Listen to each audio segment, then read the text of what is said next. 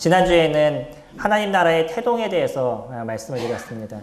최초에 있었던 그 하나님의 나라가 어떤 곳이었는지, 그것은 에덴 동산이었었고, 그것은 하나님께서 온전한 치리가 이루어지고 죄가 없고 아픔이 없고 고통이 없는 것으로서 하나님께서 만드셨죠. 그럼에도 불구하고 인간이 갖고 있는 그 욕심과 자기애적인 것, 자기중심적인 것은 결국은 그 무죄가 있는, 죄가 없는 그곳에 죄를 끌어들이는 역할을 또 인간이 하게 됩니다. 그래서 하나님의 온전한 통치가 이루어지고 하나님의 온전한 질서가 만들어졌던 그 에덴 동산의 질서가 깨지게 됐었을 때, 그때 하나님의 진정한 치리가 이루어지지 못하게 되죠. 그로 인해서 그들이 에덴 동산에서 나와야 되는 그런 문제가 발생하게 됐습니다. 그 이후에도 하나님의 나라는 계속 공존을 하고 존재를 하고 있습니다. 그러나 우리 눈에 보이는 모습, 이런 모습이라기보다는 보이지 않는 영적인 모습에서 하나님 나라는 계속적으로 이루어져 오고 있었고요. 그리고 이 아름다운 하나님의 나라의 어떤 모형으로서 하나님께서는 이스라엘이라는 그 나라를 준비하시게 됩니다. 오늘은 구약에서 보여주고 있는 하나님 나라에서 저희들이 하나님 나라에 대해서 살펴보는 시간 갖도록 하겠습니다. 출애굽기 19장 말씀입니다. 이 말씀은 성도님들하고 많이 나눴던 말씀이죠. 출애굽기 19장 4절 말씀 보시겠습니다.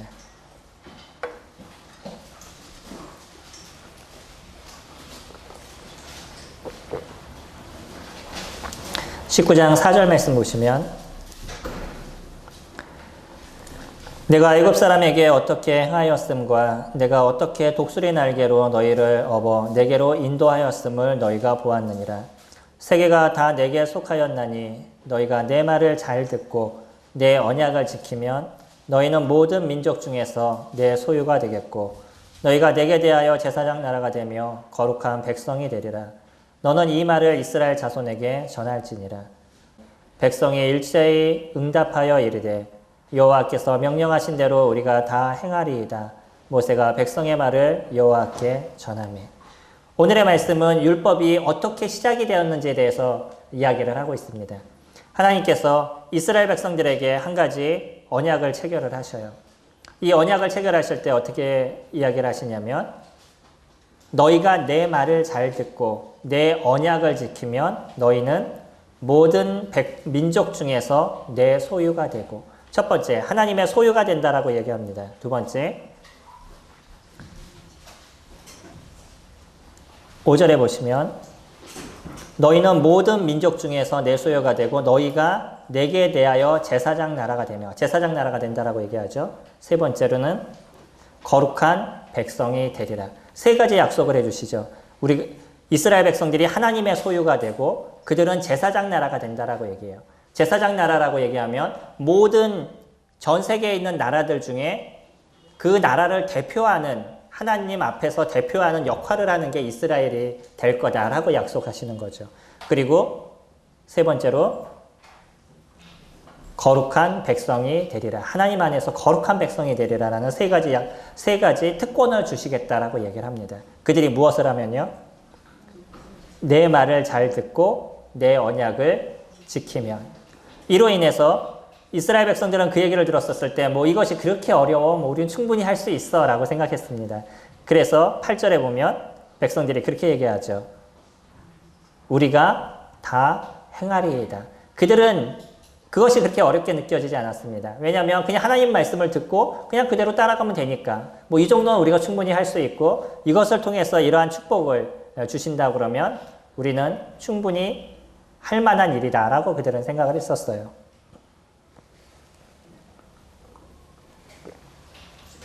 어저께 미세먼지가 상당히 심했던 거 아시죠? 제가 목이 예민한 사람이잖아요. 그래서 목이 지금 많이 안 좋습니다.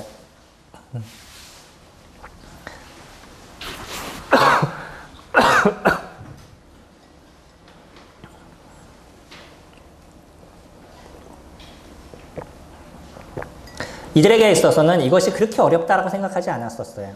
그리고 하겠다라고 얘기를 했었습니다. 생각해 보셔요. 그냥 우리가 누구의 말을 조금 들으면 그러면 전 세계에서 우리나라를 가장 특별한 나라로 만들어 주시겠다라고 얘기하셔요. 할만하셔야, 할만하지 못하셔요. 충분히 할만하다라고 생각하시죠. 그러니까 이스라엘 백성들은 우린 그렇게 하겠습니다라고 얘기했습니다. 이게 선민 사상이에요. 그래서 이스라엘 백성들은 아직도 자기네 나라만이 가장 존귀한 나라라고 생각하고요. 이 유대인만이 하나님께서 선택한 백성이라고 믿기 때문에 나머지는 다 무엇으로 여겨요? 예, 개나 돼지로 여기는 그러한 마음들을 그들이 갖고 있습니다. 우리가 그런 이스라엘이라는 나라를 지금까지 지켜보면 그럼에도 불구하고 이스라엘을 하나님께서 지켜가신다는 것을 보고 계시죠. 그 작은 나라가 전 세계를 좌우하고 있는 나라로 지금도 존재하고 있어요. 지금도 그 나라는 그렇게 크지 않습니다. 하지만 전 세계에 흩어져서 어느 나라이든지 그곳에서 유대인들이 다 있어요. 누가 얘기하기를 그렇게 얘기하더라고요. 전 세계에 유대인이 없는 나라는 없습니다. 라고 얘기를 해요. 그들은 그곳에서 하나님을 섬긴다라고 얘기를 하고요. 그 하나님의 선택된 백성이기 때문에 하나님께서 자기네들을 지켜간다라고 그들은 믿고 있어요. 뿐만 아니라 하나님은 그들에게 함께 하셔서 지금도 전 세계의 금융, 경제, 모든 것을 좌지우지하고 있습니다. 그게 유대인들이에요. 우리가 그 나라가 지금까지 하나님의 보호하심과 지키심이 있는 것만 봐도 무엇을 알 수 있냐면 하나님의 살아계심을 저희들이 믿을 수 있습니다. 그것만 저희들이 지켜봐도, 그런 역사를 우리가 조금만 공부를 해봐도 성경이 사실이라는 것을 저희가 부인할 수가 없어요. 물론 우리나라도 좀 특별한 나라죠. 그래서 어떤 분이 얘기하기에 우리나라는 제2의 유태인이다 뭐 이런 얘기를 하는 사람들도 있습니다. 왜냐하면 그 세메 족속들이 이렇게 내려오다가 지금 한반도로 내려왔다. 뭐라 이런 얘기가 있어요. 그래서 그런 얘기도 합니다. 뭐 다 좋습니다. 그러나 중요한 거는 선택을 누가 받았냐면 유대인들만 받았다는 거예요. 그리고 그 유대인들은 여전히 하나님의 보호하심과 지키심 속에서 살아가고 있습니다.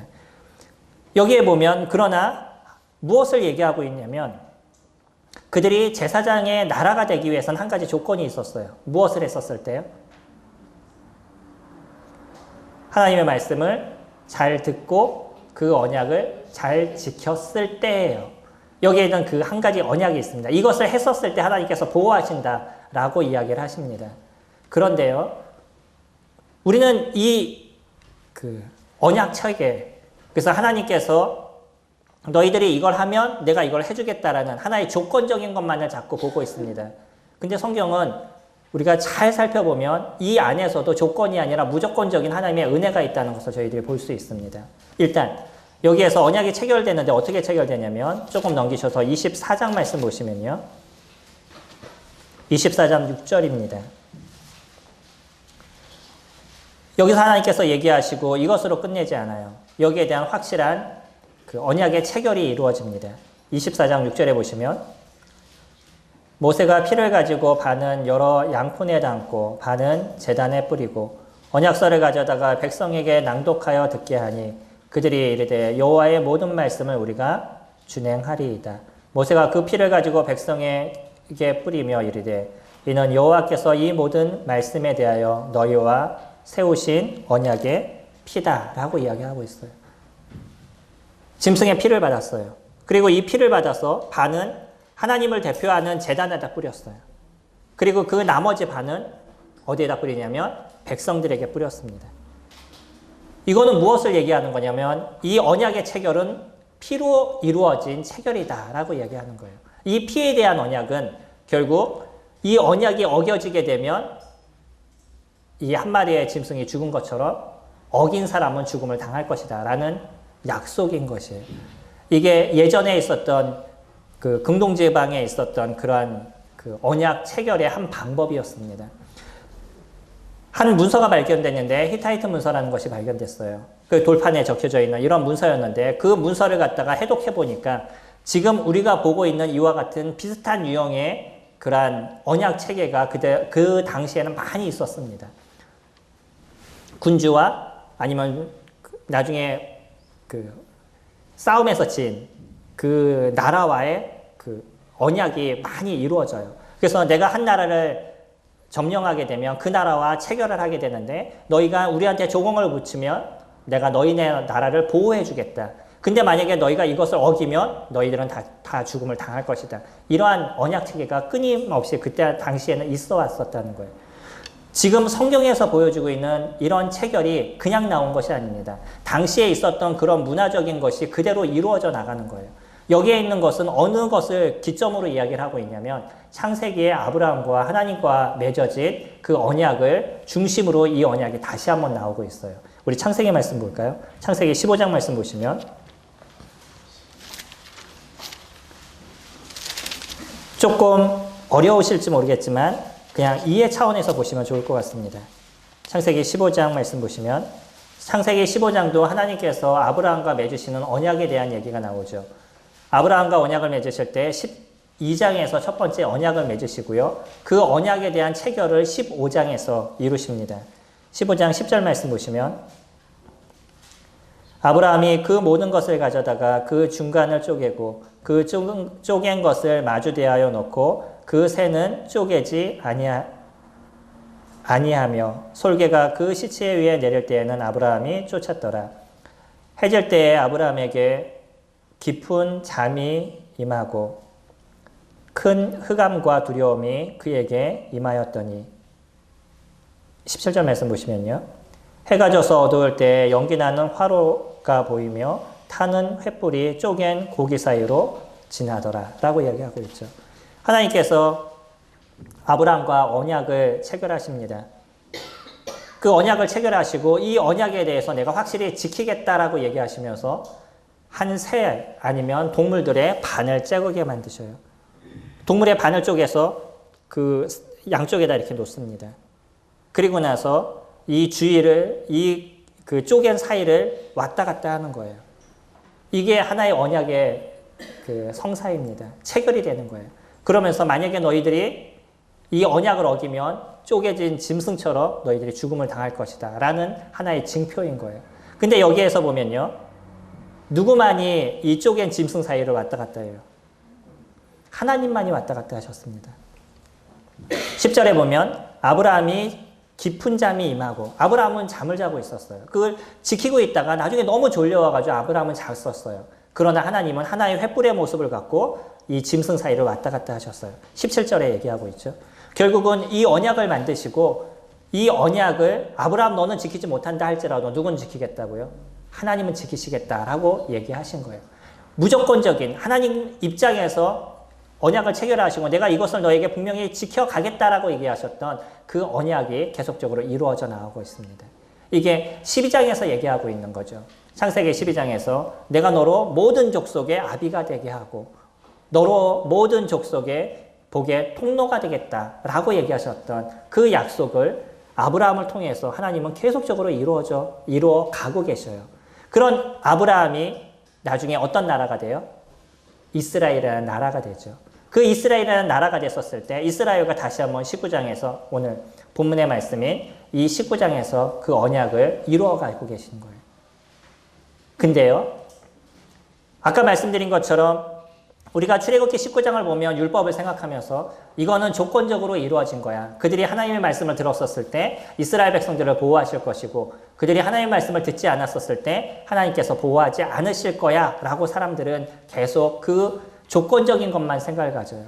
근데 우리 5절 말씀 보시면 19장 4절 말씀 보시면 이 언약이 체결되기 전에 하나님께서 먼저 하신 얘기가 있습니다. 19장 4절 말씀 보시면요.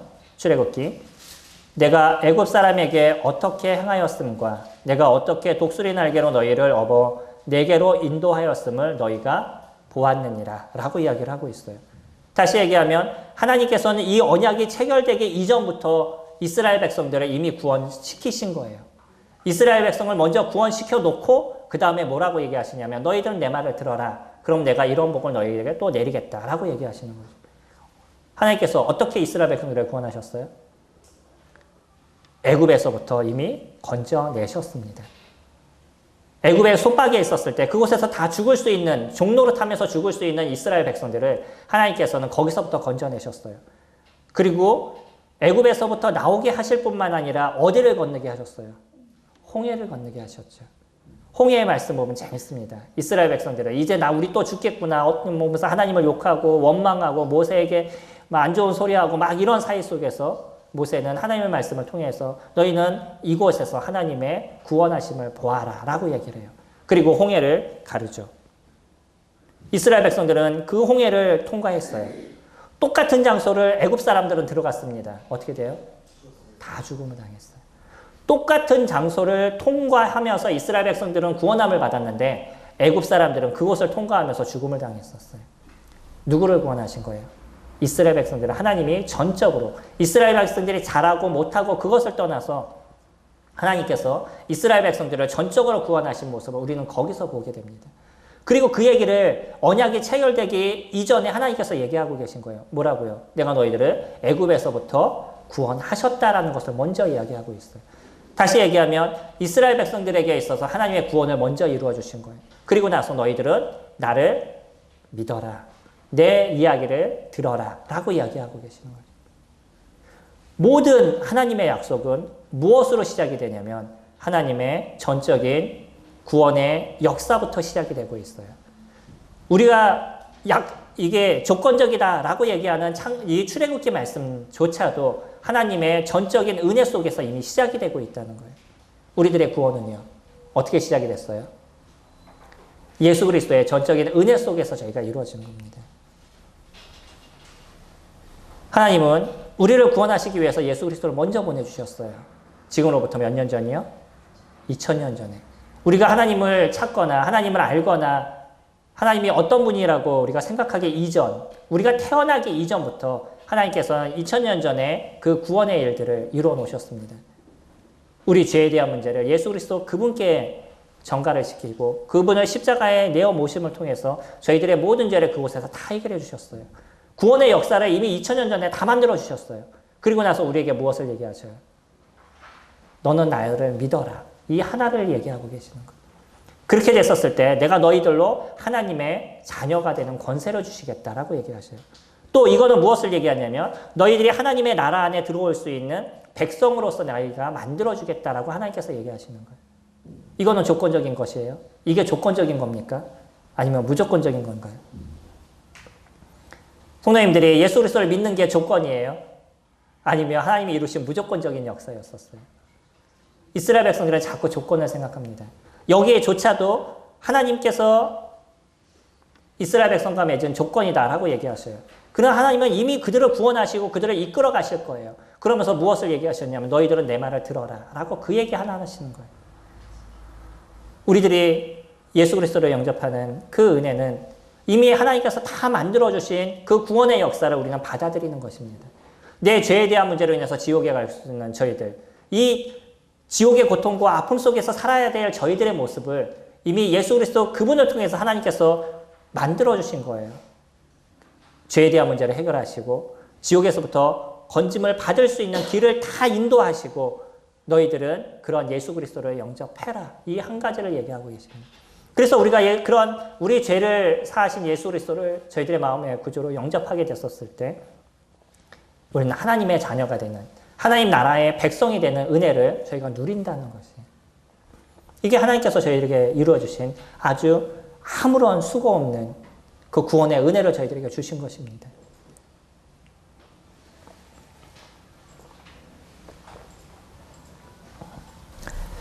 하지만 이 단순하고 아주 간단한 구원의 역사에는 그것만으로 끝나지 않는다는 거예요. 많은 사람들이 그래 내 죄 없어졌어? 뭐 없어졌으면 그냥 그것만 인정하면 돼? 그러면 구원받아? 라고 생각하고 있어요. 이 구원의 은혜는 그냥 그렇게 단순한 것이 아닌 겁니다. 내가 예수 그리스도 그분이 누군지를 인정하는 것이에요. 우리들의 메시아가 되신 십자가에 죽으신 그 예수 그리스도 그분이 누군가를 우리들이 인정하는 거죠. 그래서 그 예수 그리스도 그분이 내 죄를 사해 주신 분이고 십자가에서 죽으신 그분이 진정한 하나님이심을 내가 인정하는 것이고요. 그분이 죽음 가운데서 부활하신 것을 내가 인정하는 거예요. 예수 그리스도 그분이 어떤 분인지를 있는 그대로를 인정하는 게 그것이 믿음인 겁니다. 그분이 이 세상을 창조하신 분이에요. 그렇다면 성도님들의 모든 삶을 지키실 분이라고 믿으시나요? 우리가 살아가는 삶 속에서 하나님 그분을 인정하는 삶을 사시나요? 그래서 내 미래에 대한 부분들 아니면 직장에 대한 부분들 아니면 내 삶의 모든 것들 그 모든 게 하나님의 손안에 놓여 있다는 것을 인정하시나요? 우리는 그분을 인정하는 삶을 살아가는 거예요. 그렇기 때문에 그분이 모든 것을 이루실 것에 대한 확신을 갖고 저희들의 삶을 이뤄갑니다. 이게 하나님을 믿는 사람들의 삶인 거예요. 단순하게 내 죄가 없어졌어? 이것이 아닌 겁니다. 이거는 자기중심적인 자기복음이에요. 내 필요에 의해서 내 필요만을 얻으려는 그런 겁니다. 이스라엘 백성들한테 얘기했던 게 뭐냐면 그 소유가 됐었을 때 너희들은 내 말을 들어라 라고 이야기하고 계셔요. 너희들이 만약 내 말을 듣고 내 언약을 지키면 너희는 모든 민족 중에서 내 소유가 되겠고 내게 대하여 제사장 나라가 되며 거룩한 백성이 되리라 라고 이야기하셨어요. 이스라엘 백성들에게. 그리고 많은 율법들을 주십니다. 몇 개요? 오전 성경 공부하신 분들은 외우셨을 거예요. 몇 개요? 613개의 율법을 주셨어요. 율법이 개수를 세봤더니 613개래요. 613개 율법 외우실 수 있겠어요? 그거 잘못하면은 벌을 받는 거예요. 머리가 좋으신 분은 외우실 수 있지만 머리가 안 좋으신 분은 못 외울 수도 있을 거라고 생각이 됩니다. 하나님께서 그 율법을 만드시고 하나하나 체킹하시면서 너 요거 실수했으니까 넌 이제 여기서부터 제할 거야. 너 요거 잘못했으니까 여기서부터 제할 거야. 그러실 것 같아요. 하나님이 얘기하신 의미는 다른 것입니다. 많은 해야 될 법들을 만들어 놓으셨는데 이 법들은 무엇을 위해서 만드신 거냐면 이들이 하나님 그분을 인정하는 삶을 살아가느냐 그러지 않느냐. 혹 실수할 수 있다 할지라도 그것을 하나님 앞에 인정하고 하나님의 말씀을 다시 따르고자 하는 마음을 갖느냐 그러지 않느냐 그것을 보시는 거예요. 우리가 구원의 역사를 이루었을 때 우리의 이 구원의 역사는 무엇이 거기에 같이 들어가냐면 하나님에 대한 순종이 그 안에 같이 들어가는 겁니다. 복음이라는 것은 단순하게 이 죄만 그냥 있냐 없냐 그것을 내가 인정하느냐 인정하지 않느냐 그것을 얘기하는 것이 아니에요. 그 나라의 통치자가 되시는 그분을 인정하는 삶을 살아가느냐 그러지 않느냐를 이야기하고 있습니다. 우리는 지금 하나님의 나라를 보고 있습니다. 에덴 동산이 무너진 게 무엇 때문에 무너졌어요? 그들이 하나님의 말씀을 인정하지 않았어요. 누구를 따랐어요? 사단을 따르게 됐습니다. 사단의 얘기를 하나님의 얘기보다 더 신빙성이 있게 그들이 들었어요. 그래서 들어온 게 뭐냐면 죄가 들어온 거예요. 무죄했던 것, 죄가 없었던 그곳에 죄가 들어오게 됐었을 때 그곳에 문제가 발생하게 돼요. 하나님의 나라, 이스라엘 백성들에게 만들어지는 그 나라도 그 나라의 통치자가 누가 되셔야 되냐면 하나님이 되셨습니다. 누구를 통해서 그 통치를 이루셨냐면 모세를 통해서 그 통치를 이루셨어요. 모세를 통해서 하나님의 말씀을 그들에게 주시고 그들이 모세의 이야기를 따라가게 해요. 그래서 하나님의 말씀을 따라가는 삶을 살게 만든 게 이스라엘 백성이었어요. 나중에 시간이 지나면서 누구를 세워요? 왕을 세우게 됩니다. 왕을 세워서 그 왕을 통해서 하나님의 말씀을 그들이 따르게 만들었던 게 이스라엘이라는 나라였었어요. 그래서 왕이 타락하게 됐었으면 이스라엘 나라는 어떻게 돼요? 타락의 길을 걸었었어요. 그 왕이 하나님의 말씀을 따르는 삶을 살게 됐었을 때 그 나라는 부흥한 나라가 됐었습니다. 다윗, 솔로몬, 요시야 이런 왕들이 됐었을 때 그 나라는 부흥해졌었어요. 그들은 하나님을 따르는 나라로서 변해갔었습니다. 통치자를 세우시고 그 통치자가 바로 하나님의 말씀을 듣고 그것을 선포하는 그런 나라가 됐었을 때 온전한 나라가 됐던 거죠.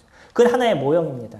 앞으로 어떤 나라가 도래하게 될지, 어떤 나라가 이 땅 가운데 진정으로 오게 될지에 대한 모습을 이스라엘이라는 그 나라를 통해서 저희들에게 보여주고 계세요. 지금의 저희들은 예수 그리스도 그분이 저희들의 통치자가 되시죠.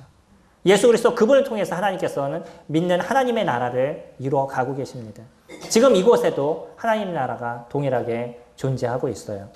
침례를 받으신 게 하나님의 나라에 들어온 조건이 아니십니다. 그거는 우리들의 마음에 대한 고백을 이루신 거예요. 우리가 하나님 나라의 백성으로서 지금 살아가고 있다고 믿으신다면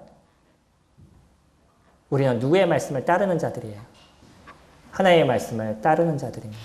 하나님의 통치를 인정하시는 거고 예수 그리스도 그분의 통치를 우리가 인정하는 삶을 살아가는 그곳이 하나님의 나라가 이루어져 있는 그곳인 거예요. 교회는 믿는 사람들이 모이는 곳입니다. 많은 사람들이 교회를 얘기할 때 교회는 그냥 건물인 것 같고 거기에 들어있는 사람들이 그냥 다 성도인 것처럼 보이지만 교회는 믿는 사람들의 무리만을 교회라고 얘기를 해요. 그래서 믿는 사람들이 함께 있는 그것을 하나님의 선택된 백성이라고 이야기를 합니다.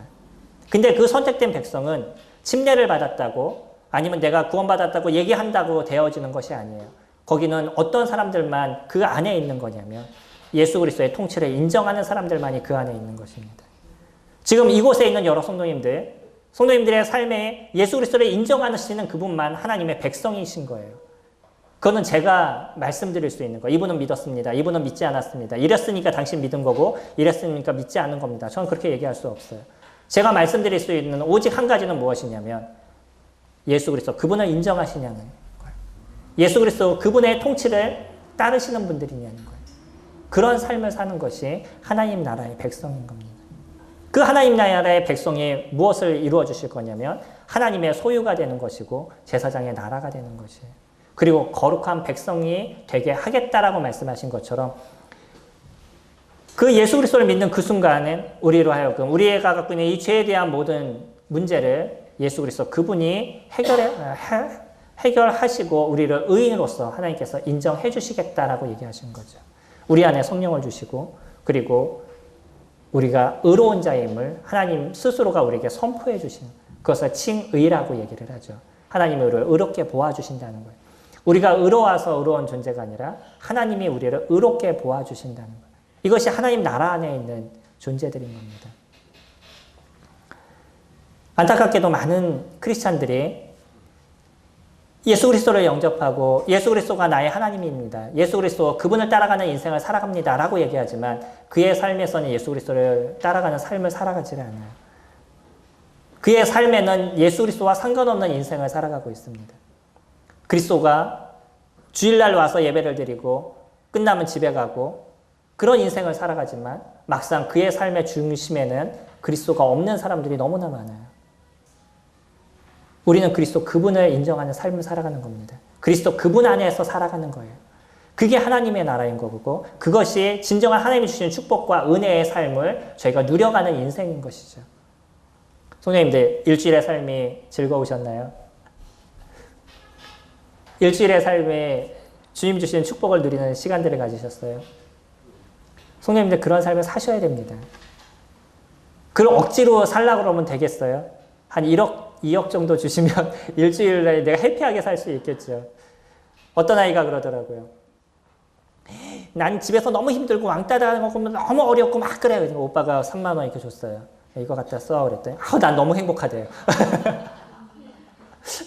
그 3만 원이 그에게 있어서 모든 행복으로 싹 바뀌었어요. 우리들의 삶에 그러지 않나요?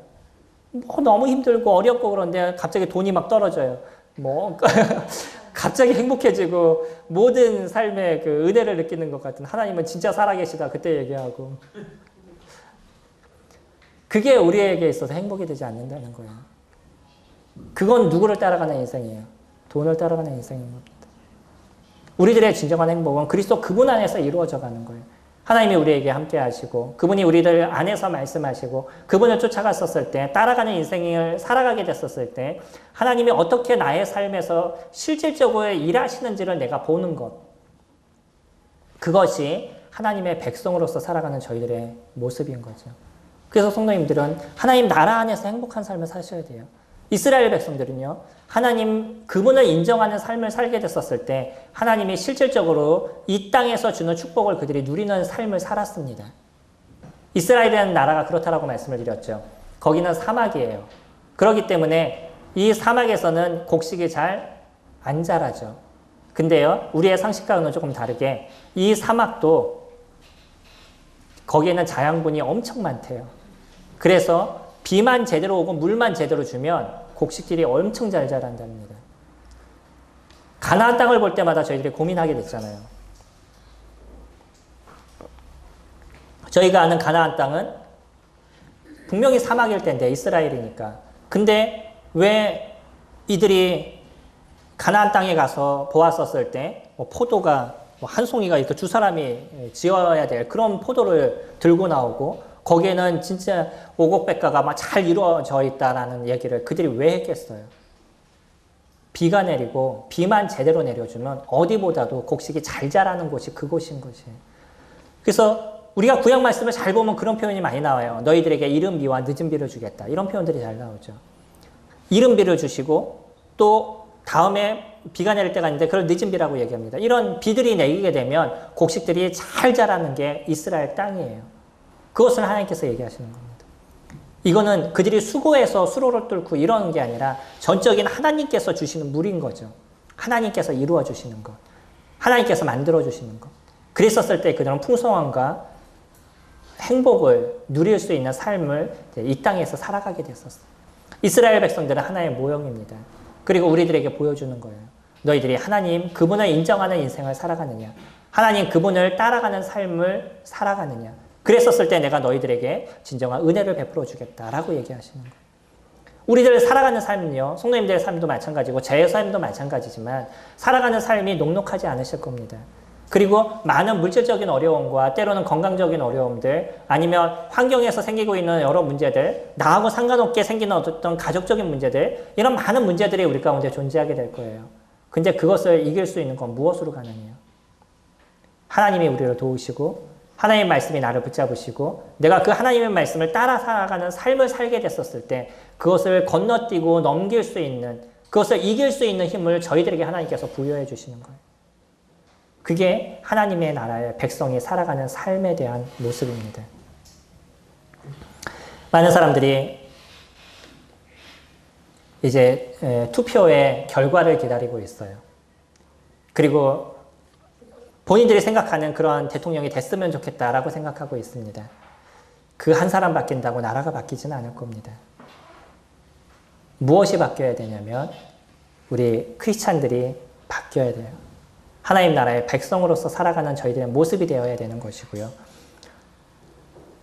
이들이 하나님 말씀을 들어야 되는 순종하는 삶을 살기를 하나님께서 원하셨던 것처럼 크리스찬들이 변하는 삶을 살게 됐었을 때 그 옆에 있는 사람들이 변하게 될 것입니다. 제가 변하게 됐었을 때 저 주위에 있는 사람들이 변하게 될 것이에요. 성도님들이 변하게 됐었을 때 성도님 주위에 있는 사람들이 변하게 될 것이고 그 변하는 사람들이 하나님의 나라의 백성이 되게 됐었을 때 진정한 이 나라의 새로움이 만들어져 나갈 것입니다. 물론 대한민국이라는 이 나라가 결코 앞으로 계속 좋아질 거다. 전 잘 모르겠습니다. 쉽지 않을 것이에요. 우리가 살아가는 이 세상은 계속 안 좋아져가는 그런 시대가 될 것입니다. 그러나 어느 나라는 더 온전해져가는 나라가 될 것이냐면 이 하나님의 나라. 우리 안에 이루어져 있는 예수 그리스도 그분을 인정하고 예수 그리스도 그분을 따라가는 이 하나님의 나라는 점점 완전해지고 온전해져가는 그런 모습으로 만들어져 나갈 거예요. 그것을 이루어가는 것이 저와 성도님들의 모습입니다. 그리고 이 나라가 그 마지막 한 사람이 구원받는 역사가 일어나게 됐었을 때 그때 예수 그리스도 그분이 오시게 될 것이고 우리가 보고 있는 이 불완전한 이 세상이 진정하게 완전해져가는 그 나라를 저희들이 보게 될 것입니다. 오늘 저희는 구약에 나타나 있는 하나님의 나라에서 아주 단순한 부분들을 살펴봤어요. 이 하나님의 나라는 하나님의 전적인 은혜 속에서 만들어진 겁니다. 그리고 하나님께서 다 이루어주시고 구원의 역사를 이루어주시고 너희들은 내 말을 들어라 라고 이야기하신다는 거예요.